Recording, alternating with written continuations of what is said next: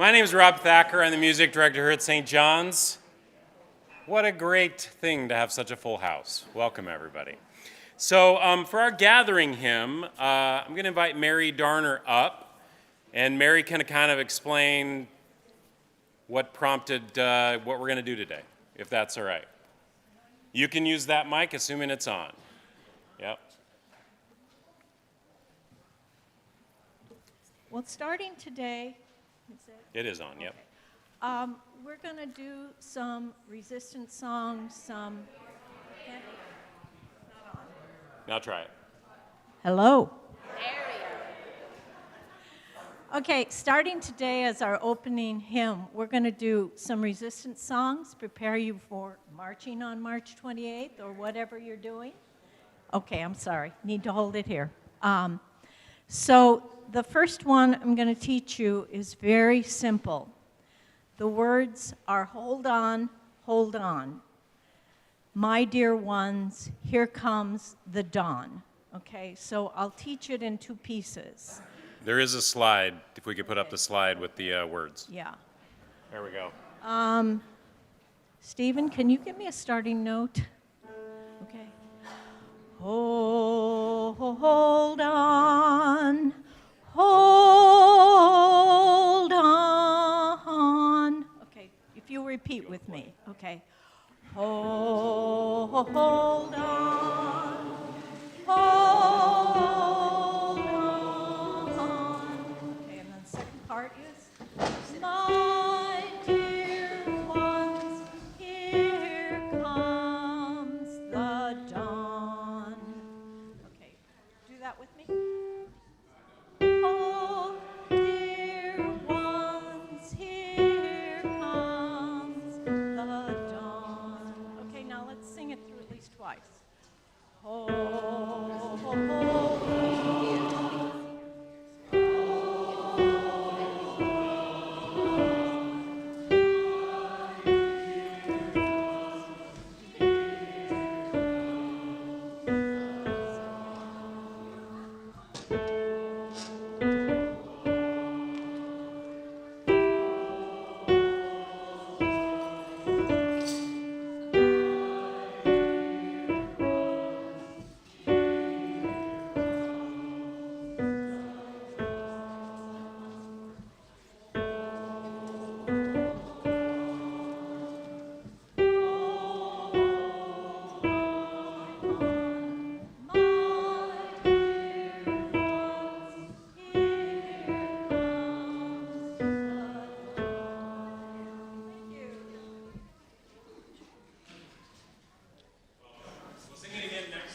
And then we'll all remember to ask you all to stand. So thanks.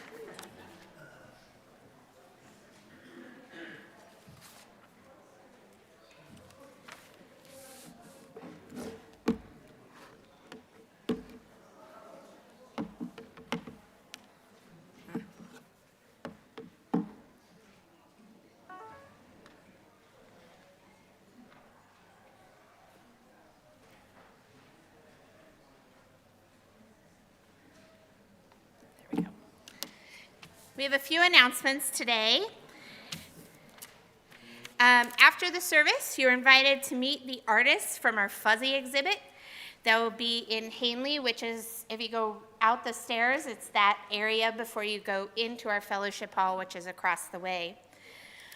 Also, our soup and bread lunch is March 15th. There will be a sign up, probably in Hanley, but maybe in Crow Pfeiffer. Is it going to be in Hanley? We'll assume that that's the case. A couple others. St. John's is exploring the possibility of hosting a blood drive, an interfaith-led blood drive, on April 11th. Just a straw poll. Would you be interested in donating if we did that?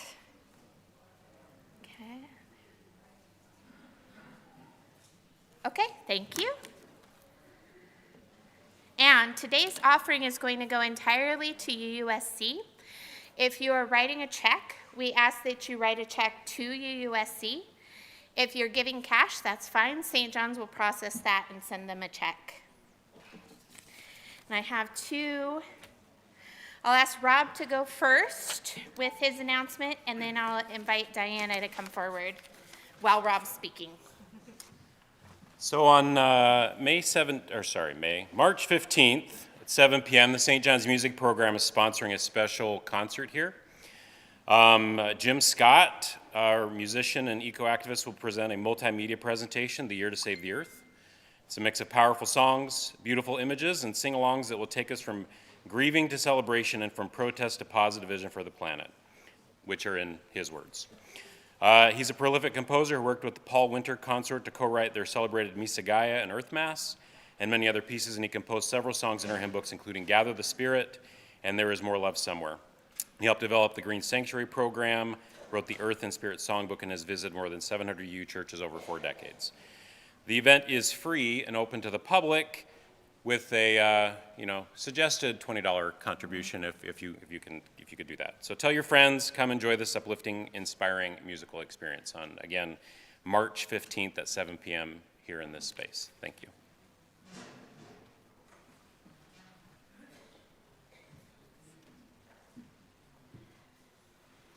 Good morning. So nice to see so many people that I've lost touch with because I don't come here often enough. So, I don't know about you, but every day I wake up and I read the news and find myself facing a myriad of feelings from rage to despair to hopelessness. And I struggle with what I can do to make a difference, and I suspect many of you are feeling the same way. And during today's service, we're going to learn how the Unitarian Universalist Service Committee's grassroots partners are working around the world and in the U.S. to create the change they want to see in the world, one person, one project, one act of courage at a time. On March 21st, you will have an opportunity to learn how you can speak up and show up for those silenced in our own community. Meet the Moment with Love, Nonviolence as a Spiritual Discipline and Change Maker, is a one-day interactive workshop for UU adults and teens that is brought to you by the UU Council of Greater Cincinnati. The day will help strengthen your resistance skills, ranging from writing microaggressions to reducing systematic racism to resisting authoritarianism. You will find more information in your order of service, including how to register. Please do so by March 14th. Joetta and I will be in the coffee service to answer any questions you might have, and we sure hope to see you on March 21st. Thank you.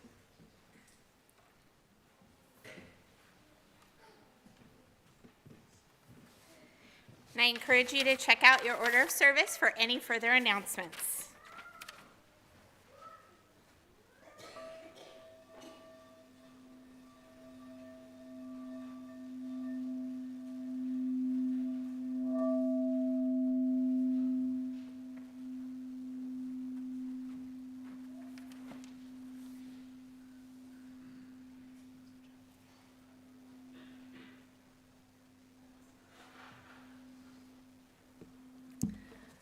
Good morning, friends. Will you please say with me our chalice lighting by the Reverend Dr. Sherry Prudhomme. The flaming chalice was forged in resistance and hope. The Unitarian Service Committee first used the image in 1940 in their work to defy the Nazis, bring refugees to safety, and help a broken Europe rebuild. May this flame rekindle our commitment to a new solidarity, resisting injustice everywhere, and rising together to create a world where all life can flourish.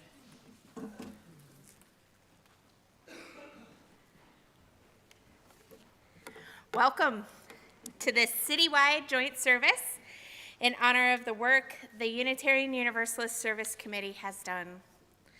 My name is Reverend Jennifer Grayson. I'm the interim minister here at St. John's, and I'll be your worship associate today.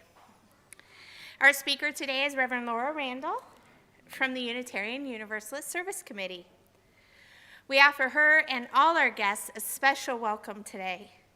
We have members and friends joining us in person and online from First Unitarian Church, Harmony Unitarian Universalist Church, Heritage Universalist Unitarian Church, Hopedale Unitarian Universalist Community, The Gathering at Northern Hills, and our guests who found their way to St. John's. At a time when the world feels so uncertain, it is good to gather together. In community, we seek truth, learn about love, and care for one another. As an official welcoming congregation of the UUA, the Unitarian Universalist Association, we honor and value the racial, economic, cultural, age, physical ability, sexual orientation, and gender diversity of our members, friends, and visitors. For those of you here in person, we invite you to join us in the fellowship hall found across the hall after the service for refreshments and conversation. There are many great happenings in the city and here at St. John's. Please review your order of service, and you may want to check out the TV in the lobby or the bulletin boards in our fellowship hall. Now please, put your cell phones into church mode, and again, a warm welcome to St. John's.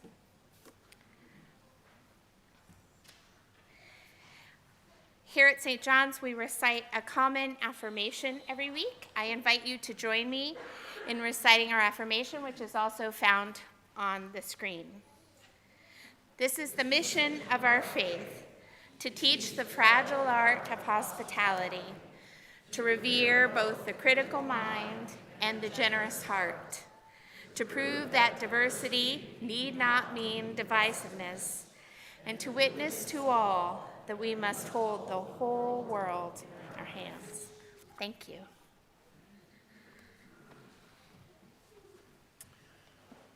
Please rise and bow to your spirit as we sing hymn 1020, Woyaya.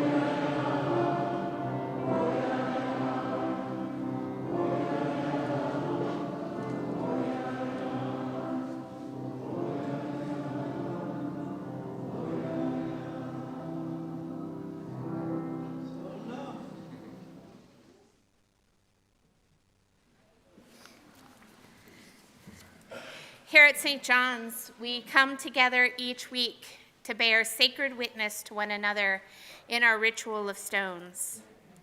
As we begin, we know that there are great concerns and joy in our world that must be acknowledged. Even as we honor our own personal joys and concerns, we recognize the United States has started a war, which will cause the destruction of life and land and other consequences we can't yet know.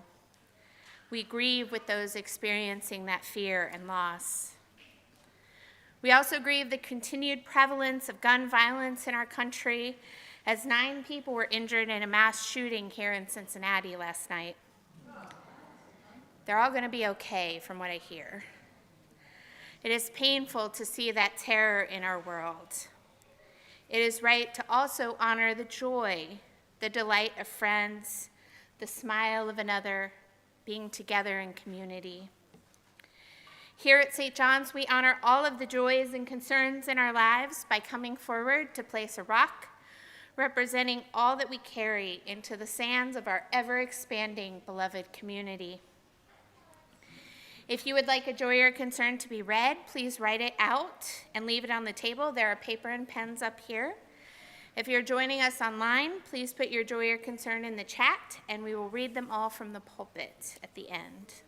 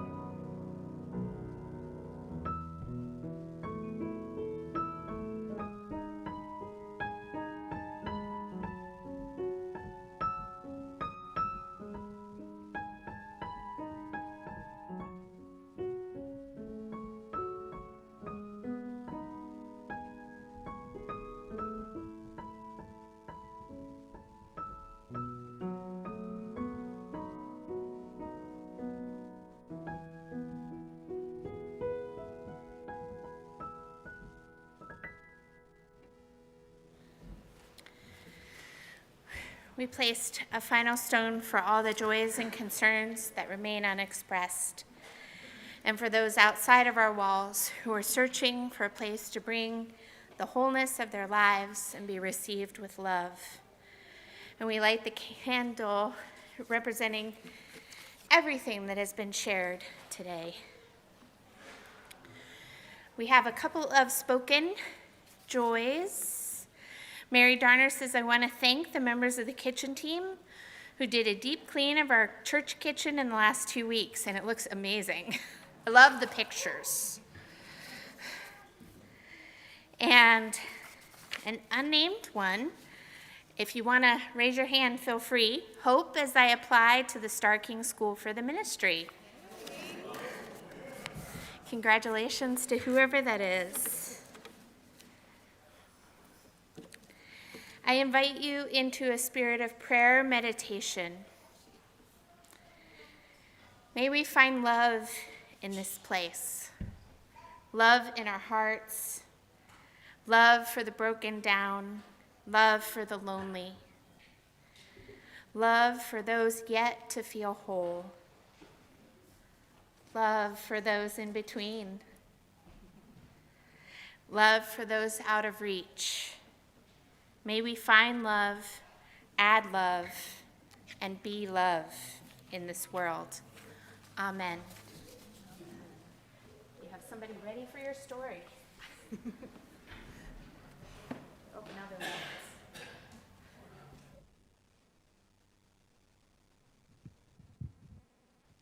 Good morning, everyone. I invite everyone who is young or is feeling young at heart to come forward for the story for all ages, if you'd like. No pressure.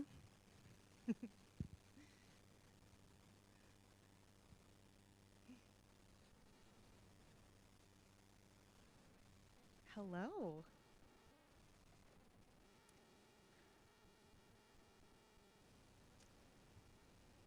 Well, as Reverend Jed said, my name is Reverend Laura, and I'm really happy to be with you today. And this is a story called Tai Shan and His Friends Learn About Solidarity. Tai Shan is a panda bear. He and his friends at school were learning about another kind of bear, polar bears, who live very far away in a place called the Arctic. And it was very upsetting to Tai Shan and his friends to learn that the sea ice that the polar bears needed to be able to live and hunt their food was melting due to climate change. The panda bears were familiar with the way climate change was hurting their own bamboo forests high in the mountains of China, but the plight of the polar bears sounded much more extreme to them. Polar bears swimming beyond exhaustion and starving was awful to imagine. Tai Shan and his friends decided they had to do something. They spent half the school year raising money to buy food and supplies to take to the Arctic to help the polar bears. They learned a lot about how to make connections and organize and keep track of things and raise money. And finally, as the school year ended, they had raised enough funds to arrange for a delegation from their class to take an enormous quantity of bamboo and several ice makers to the Arctic to help the polar bears. Tai Shan set off with 5 of his classmates on the voyage. It was tremendously exciting to be traveling someplace so far away from their own homes and way of life. It took a long time, and sometimes the trip was pretty uncomfortable. When they arrived in the Arctic, they found they were not alone. Other animals from other places in the world were also arriving to help the polar bears. Foxes and leopards and turtles, you name it. The turtles were weaving platforms they hoped would hold the polar bears while they hunted. The leopards were creating harpoons that they hoped would help the polar bears catch seals farther away from the remaining sea ice. And the foxes were building compounds of modular houses that they hoped the polar bears could live in together on some of the more substantial sheets of ice. And everyone had brought some kind of food to share. There were piles and piles of things all around that the animals had brought and hoped would be helpful. The dazed panda delegation looked at their enormous pile of bamboo and their ice makers, and they weren't quite sure what to do next. A large polar bear walked by and rolled his eyes at them. A mother bear with 2 cubs steered her young ones in a wide path around the pandas, and the pandas started to feel awkward and embarrassed. It was sinking in quickly that what they thought would be helpful back home might not be so helpful here in the Arctic. A smaller polar bear, not quite full grown, noticed that Tai Shan and his friends were standing looking awkward. She hadn't seen other bears before, and she was curious. So she came over and introduced herself. "Hi," she said, "I'm Inoki." "Hi, I'm Tai Shan, and these are my friends. We've come a long way with things we want to offer to you and the other polar bears. We're upset by what's happening to you, but we're beginning to think that what we thought would be helpful when we were making plans at our class in school isn't so helpful after all." Inoki laughed long and loud as she learned that the enormous pile of bamboo was something to eat. But her laughter was not unkind. She explained that polar bears eat seals and other mammals from the sea. Tai Shan explained that in the mountains of China, panda bears eat bamboo. No one even mentioned the ice makers because the size of the sea ice was something altogether much bigger than any of the pandas had been able to imagine, and clearly the ice makers would be of no use at all. Inoki and Tai Shan and his friends talked for a while until Inoki asked if they would like to come home to her den and meet her mother. Tai Shan and his friends agreed, and they brought along some of that bamboo for them to eat. They walked a long, long way over a sheet of ice to Inoki's home. After some surprise on Inoki's mother's part, she welcomed the panda bears into their den. It wasn't meant for so many bears, but they all managed to squeeze in. The bears talked for a long time. The pandas munched on their bamboo, and the polar bears ate meat from the sea mammals they'd caught that day. Inoki and her mother shared more about the melting sea ice and what life was like for the polar bears. Tai Shan and her friends shared about life in the mountains of China and how their forests were getting smaller and their bamboo was struggling to grow abundantly with the changes in the climate. When Inoki's mother told them about the platforms the sea turtles were building, they laughed together about the impossibility of one of those structures holding a full-grown polar bear while hunting. The panda bears understood then that their own offerings were cute, but also useless. Still, Inoki could sense the genuine desire to be of help. It had occurred to Inoki in recent months that it would be easier for all the polar bears if they could organize themselves to use the existing sea ice more efficiently and equitably. So she had a lot of questions for the pandas about how they had made connections, organized in their communities, kept track of things, and raised money. The pandas shared what they had learned, and they were glad their experience could be helpful to Inoki and her mother. As they talked late into the night, they also understood more deeply how climate change was harming both pandas and polar bears, and that working against climate change in their own places would help other bears even though they were very far away. The next day, Tai Shan and his friends shared warm goodbyes with Inoki and her mother, and they agreed to stay in touch. The panda bears headed back the way they had come, stopping to pick up their enormous pile of bamboo and their ice makers. They had a lot to tell their class back home about what they had learned about true solidarity, that it emerges from real relationships with those directly affected by an issue, listening to their knowledge and wisdom, and working to meet the needs that they identify, learning to set aside one's own assumptions about what would be most helpful, and being with other people in a shared struggle. Whenever I think of this story of Tai Shan and his friends, it reminds me of the way that UUSC partners with small groups of people all over the world and in the United States who are working on things like climate change, advocating for migrants, defending democracy, and protecting the human rights for all people. UUSC starts by being in relationship and listening to what their partners say about what they need. UUSC funnels money from Unitarian Universalists all over the country to their partners, And they also provide other kinds of assistance and support when they are asked to do so, like help with strategy, communications, or making connections with others doing the same kind of work. In this way, UUSC puts UU values into action around the world.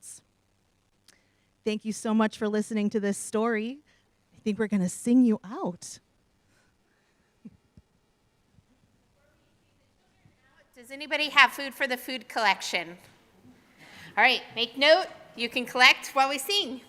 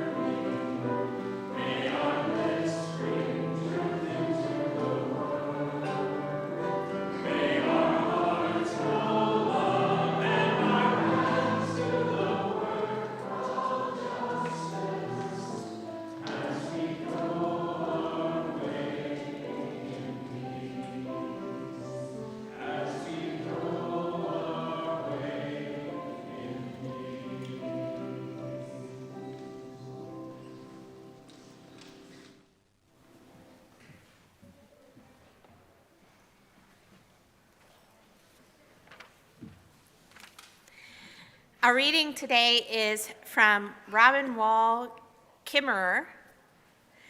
Kimmerer is a scientist, professor, mother, and member of the Citizen Potawatomi Nation. In her book, The Serviceberry, Abundance and Reciprocity in the Natural World, Kimmerer shares the story of linguist Daniel Everett, who was learning from a hunter-gatherer community in Brazil. Kimmerer writes, he observes that a hunter had brought home a sizable kill, far too much to be eaten by his family. The researcher asked how he would store the excess. Smoking and drying technologies were well known. Storing was possible. The hunter was puzzled by this question. Store the meat? Why would he do that? Instead, he set out an invitation to a feast, and soon the neighboring families were gathered around his fire until every last morsel was consumed. This seemed like maladaptive behavior to the anthropologist, who asked again, given the uncertainty of meat in the forest, why didn't the hunter store the meat for himself? Which is what the economic system of his home culture would predict.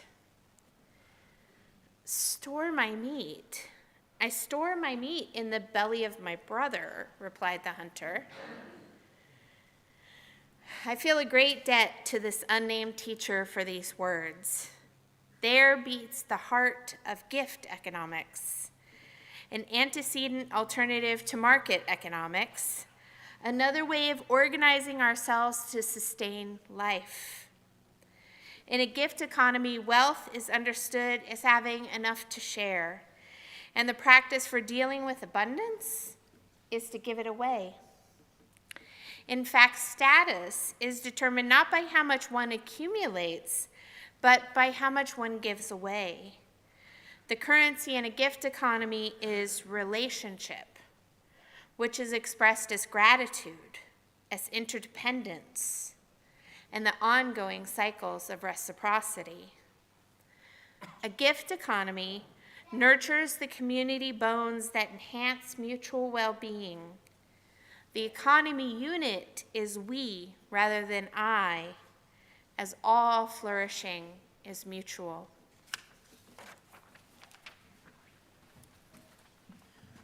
We'll now sing hymn 1014, Answering the Call of Love. Please rise in body or spirit.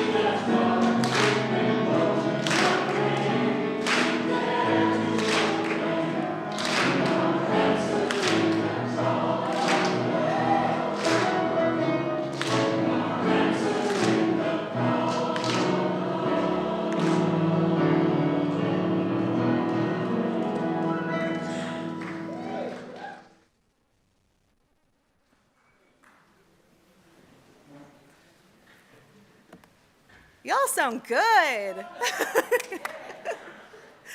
Hello, Greater Cincinnati UU friends. It is so good to be with you this morning.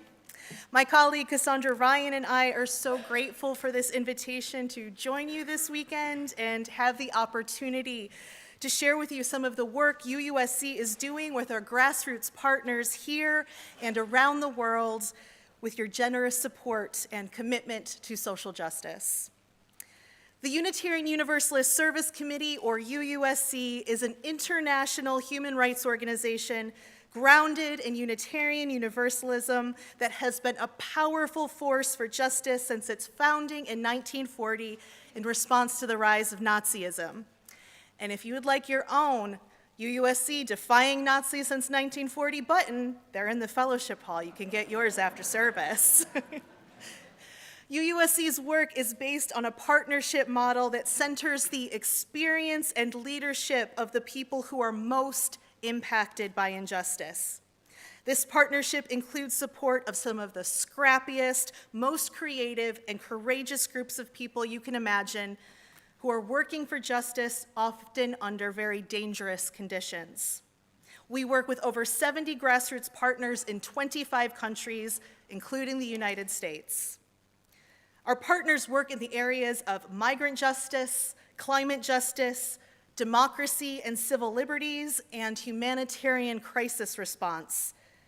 And because we work with both local grassroots organizations, our partners are often addressing many of these issues at once as the effects of climate change spur humanitarian crisis, which impacts migration, which in turn often has repercussions for civil liberties. All is connected.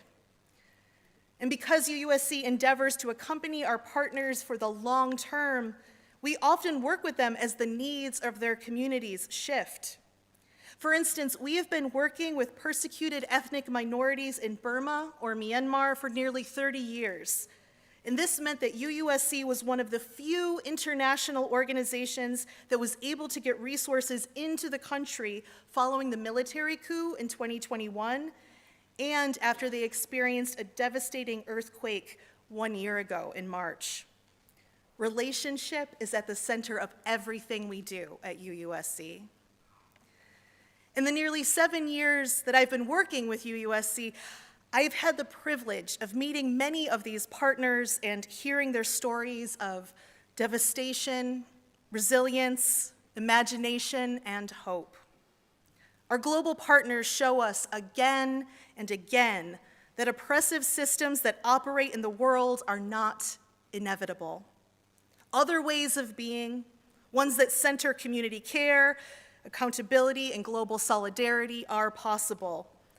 And they come about when enough people choose to act from a place of love rather than fear, when small acts of courage, imagination, and gratitude build upon each other. I've been thinking a lot about the words that Reverend Jen shared from Robin Wall Kimmerer's The Serviceberry. In the book, Kimmerer uses the example of the serviceberry bush to explore the abundance inherent in the gift economies that proliferate in the natural world. The serviceberry offers its fruit lavishly to humans, to deer, to birds, to insects, to the earth itself, because doing so ensures the health of the ecosystem in which it lives. The plant can only thrive and propagate through sharing its own abundance with the world around it. All flourishing is mutual. And I've been thinking about these words now in this particular season of immense cruelty and manufactured scarcity in our world. We are witnessing our neighbors abducted from their homes, from our courtrooms, from off of our streets. Our community's children and elders and so many others are being deprived of food, medical care, and the ability to live their lives in public safely. Those with little to begin with are being forced to try to survive with even less so that the wealthiest can be allowed to hoard still more. It's maddening, isn't it? Thank you. To witness such destruction and malice, all while knowing it doesn't have to be this way, while believing that survival is not a zero-sum game, while rejecting a worldview that says that everything and everyone is ultimately a commodity, to be sold and used and exploited and discarded in the service of profit and the power that profit brings. A model that ranks all of creation as mine or not mine, or perhaps not mine yet. For those of us with deep wells of empathy and strong ethical convictions, it is literally painful to witness the harms being inflicted all around us. We can use this pain as an excuse to look away, or, as many of us are doing, we can use it as an incitement to action. When we view our world, our fellow humans, our very existence, as the gifts they are, as opposed to resources we might control or discard according to our whims, gratitude comes to the center of our lives. If everything is a gift, then the natural response is gratitude. Kimmerer calls this a gift economy. In a gift economy, she writes, the currency in circulation is gratitude and connection rather than goods or money. A gift economy includes a system of social and moral agreements for indirect reciprocity rather than direct exchange. So the hunter who shared his feast with you today could well anticipate that you would share from a full fish net or offer your labor in repairing a boat in the future. The prosperity of the community grows from the flow of relationships, not the accumulation of goods. When the natural world is understood as a gift rather than private property, there are ethical constraints on the accumulation of abundance that is not yours to own. Gifts are not meant to be hoarded and thus made scarce for others, but to be given away, which generates sufficiency for all. In a gift economy, wealth is understood as having enough to share, and the practice for dealing with abundance is to give it away. Our UUSC partners model this idea of a gift economy in so many ways. Our colleague at UUSC, Myra Dagupa, recently visited some of our partners in Ukraine. And I want to share with you Myra's reflection from her journey because it speaks to the way UUSC prioritizes relationships and systemic change, and the ways our partners continually inspire transformation and hope in ways that ripple out and intersect. Myra said, "My most challenging day came when I encountered Ukraine's largely invisible Roma community. 14,000 people facing systemic discrimination that predates the war. Here, families live next to garbage dumps while children with brilliant minds are denied education and skilled workers are barred from employment, all because of their ethnicity. Yet even in the face of such injustice, I found remarkable innovation. Young Roma women started a beauty business, traveling to clients when they weren't welcomed in traditional salons. Women gathered around sewing machines, creating not just clothing, but economic independence." Myra goes on, "What gives me hope is how achievable meaningful change really is. For less than $12,000, we could establish a sewing enterprise transforming dozens of women's economic prospects. For the cost of a single conference, we could create an educational center serving 25 Roma children currently denied schooling. These aren't just donations, they're investments in systemically suppressed human potential. The return isn't just economic, it's the reclamation of dignity and the creation of opportunity pathways that were never supposed to exist. UUSC's seed grants are strategic investments designed to make these transformative impacts." Myra says, "I returned from Ukraine connected to profound possibility, not naive optimism, but hard-won knowledge that committed people can create islands of hope, which eventually become continents of change. Ukrainian civil society demonstrates that ordinary people can create extraordinary change when they refuse to believe that suffering is inevitable. They're not waiting for permission or perfect conditions. They're creating the change they want to see, one person, one project, one act of courage at a time. We often feel overwhelmed by the scale of global problems, but Ukraine taught me differently. Transformation happens through small acts of courage sustained over time by people who refuse to accept that the way things are is the way they must be. And that, more than any headline, is what hope looks like in practice. UUSC Director of Advocacy Salote Soko recently attended the Pacific Rising convening in Fiji, the third such gathering of community-based organizations in the Pacific. This convening was made possible by UUSC and the Climate Justice Resilience Fund. The agenda focused on using culturally appropriate decolonial processes that integrate inclusive storytelling to share learnings of gender and intersectionality, experiences and challenges around grant distribution, and determining next steps to leverage regional and global visibility and advocacy. Salote left the Pacific Rising convening directly to New York City to attend the UN General Assembly and Climate Week events that were taking place in New York that week. Reflecting on the shift of atmosphere between the two events, she wrote, "Our Pacific partners' diligent hope fuels their innovative solutions. Hope supports their efforts to transform systems. In contrast, members of the UN and participants in New York Climate Week broadly exhibit panicked hopelessness that drastically restricts their ability to understand and enact meaningful solutions.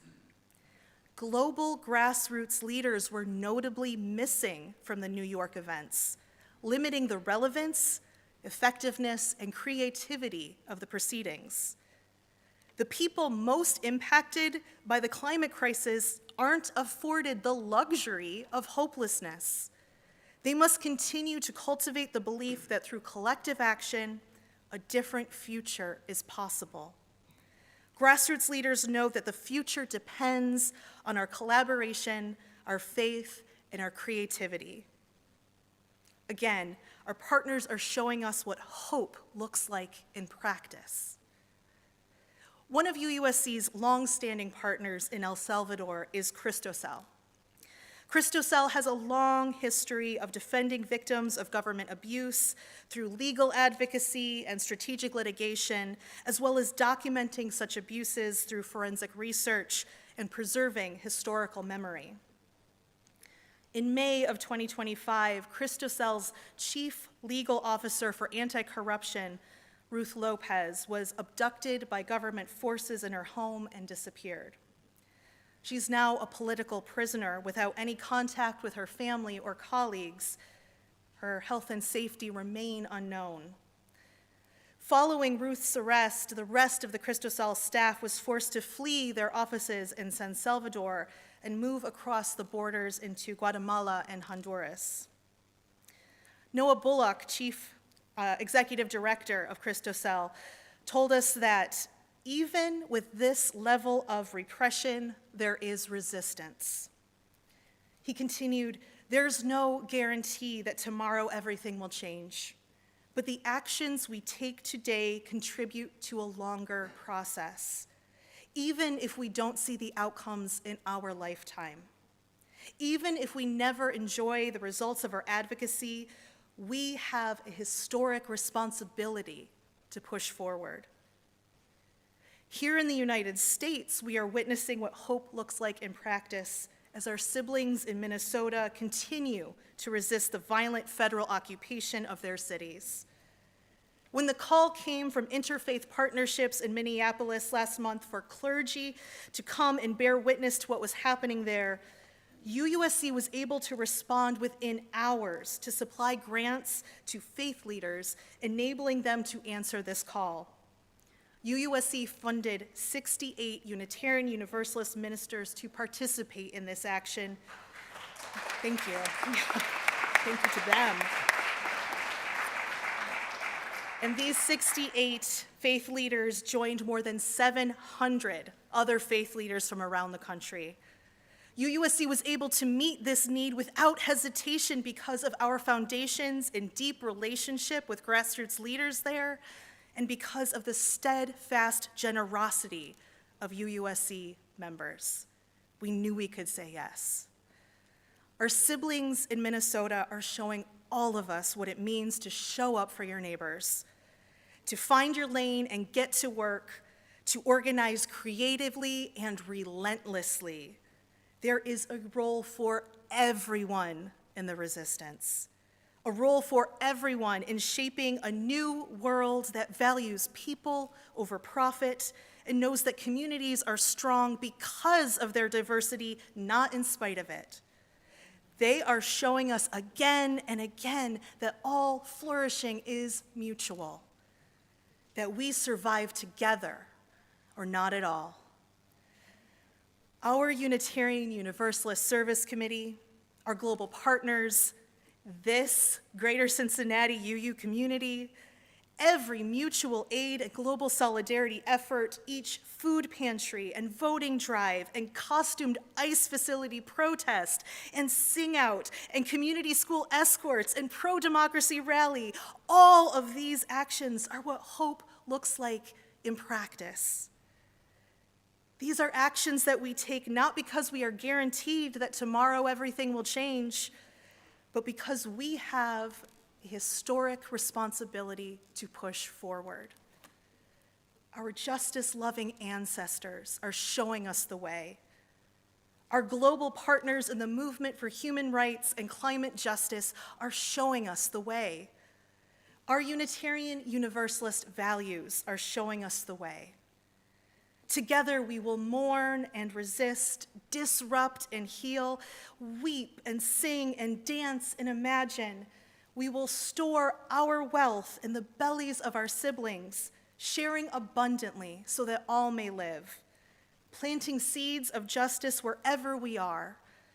Together we will persevere. All flourishing is mutual.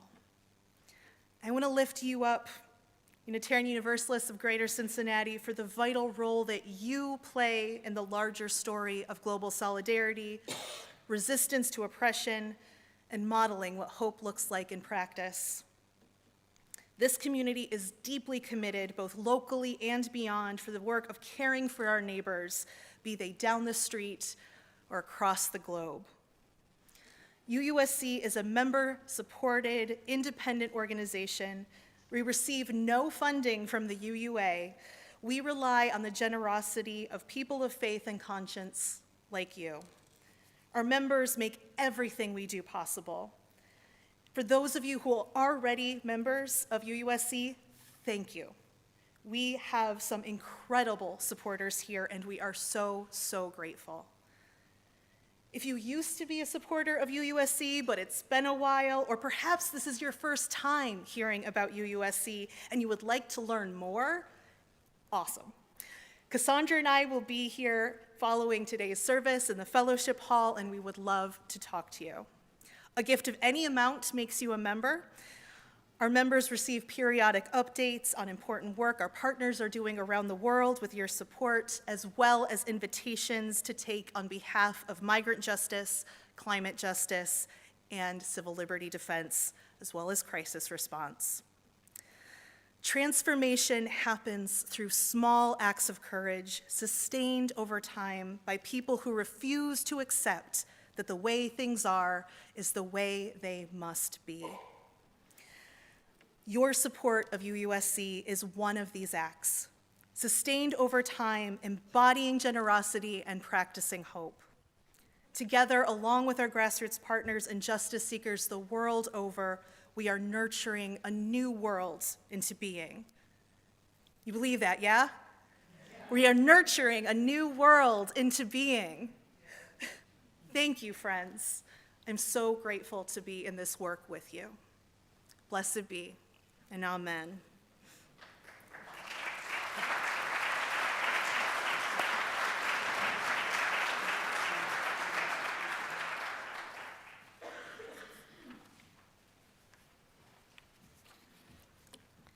And just a reminder, if you write a check today, write it to the UUSC. If you put cash in the plate, St. John's will process that and send them a check. The offering we received today goes to the Unitarian Universalist Service Committee, an organization that stands at the intersection of faith and justice. In a world where human rights are too often fragile, UUSC works alongside communities resisting violence, protecting land and water, defending asylum seekers, and strengthening democracy. Their work reminds us that justice is not charity. It is relationship, it is courage, it is persistence. Our giving is one way we refuse to be bystanders.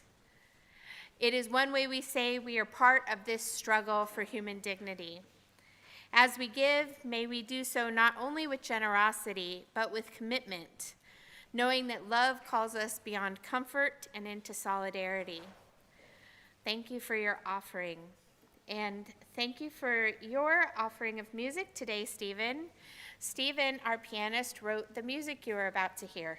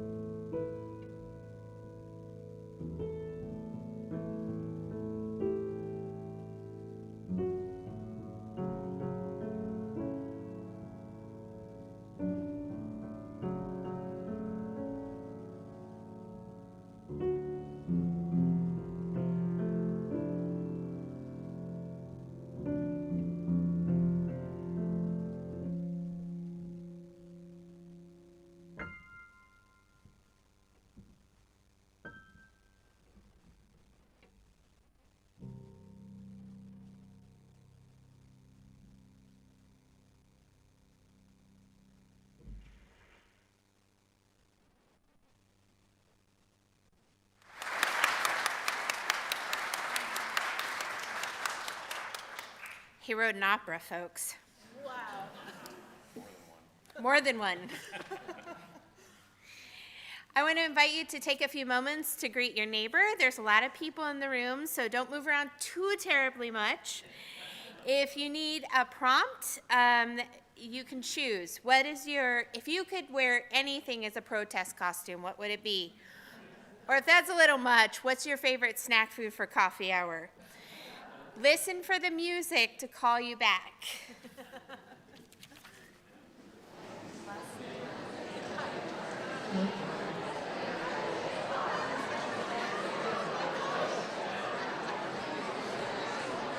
Hi there.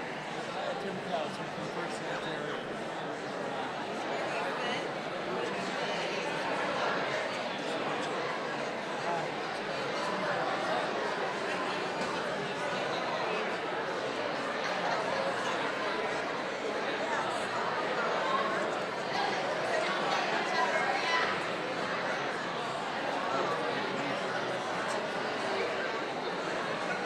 Hey there.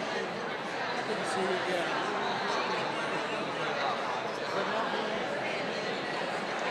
Oh, well, thank you. Thank you. It is. It's on the First Unitarian Church channel. Pulled my name tag off. So sometimes they're hard to find. You have to sort of bid. Okay. Well, I enjoy doing that kind of stuff. Part of my heart.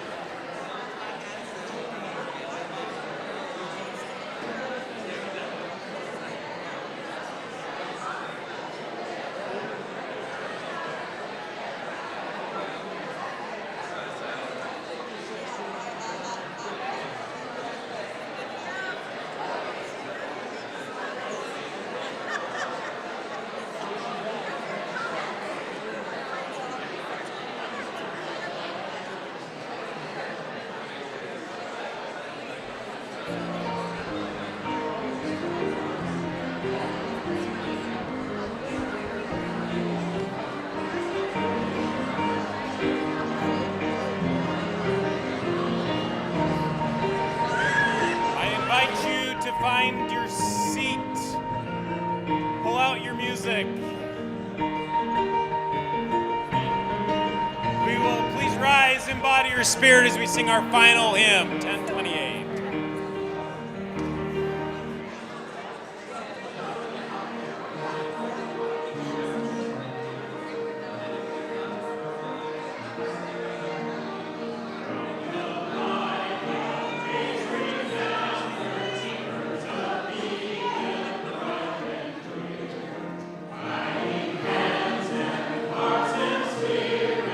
Into faith and free from fear.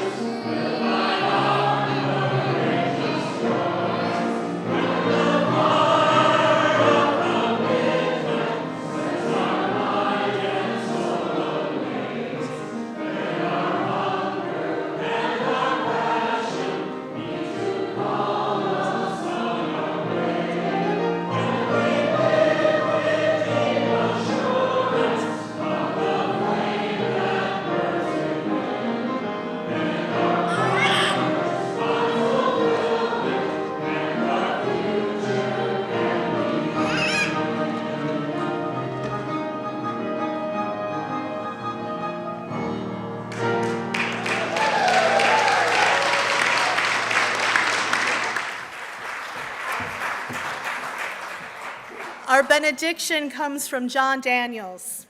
Among other wonders in our lives, we are alive with one another. We live here in the light of this unlikely world that isn't ours for long. May we spend generously the time we are given. May we enact our responsibilities as thoroughly as we enjoy our pleasures. May we see with clarity. May we seek a vision that serves all beings. May we honor a mystery surpassing our sight. And may we hold in our hands the gift of good work and bear it forth whole, as we are borne forth by the power we praise to this one earth, the homeland of all we love. Go in peace. Blessed be. Amen.